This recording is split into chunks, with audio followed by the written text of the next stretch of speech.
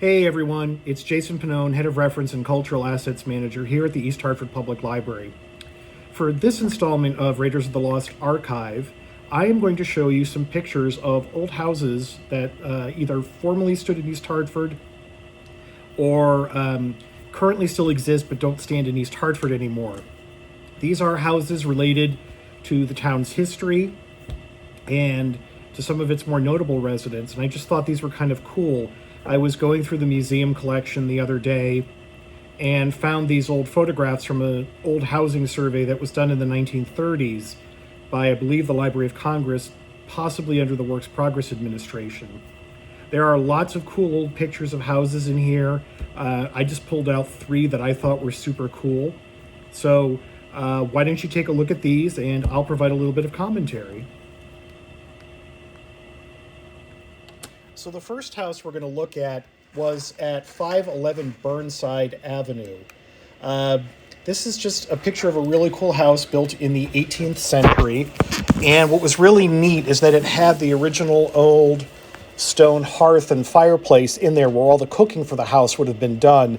In the days before ovens and other modern appliances, all cooking would have been done in the hearth. And as this picture shows, it's just a super cool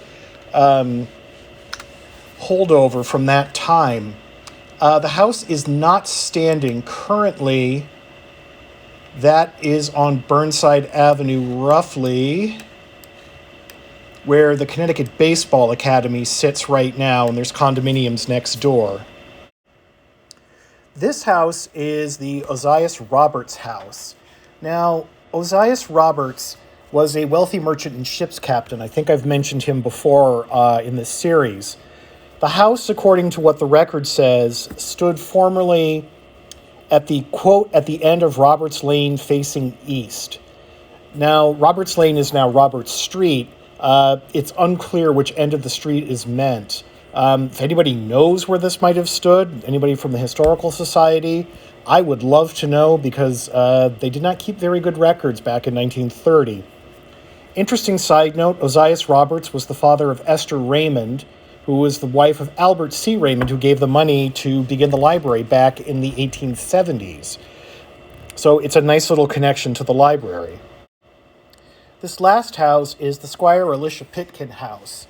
Squire Elisha was a very prominent member of the powerful Pitkin family, who were very prominent in Connecticut in the 17th, 18th, and early 19th centuries. Squire Pitkin hosted the Comte de Rochambeau at this house when the French army was making its way from Newport, Rhode Island to Virginia during the American Revolution. For many years, this house stood on Main Street. I do have another picture of it showing it when Main Street was just basically a big muddy track. And the house was moved to Guilford in the 1950s, and you can still see it today. It's a private residence, but it still does exist. So there you go. I hope you enjoy these pictures. I definitely have more of these. Follow us on Facebook, because I'll post a few of these for a Throwback Thursday in the coming months. And maybe I'll do another Raiders of the Lost Archive post on it. So anyway, be safe, stay well, wash your hands frequently, practice safe social distancing, and be sure to wear your mask, and we'll catch you next time. Bye.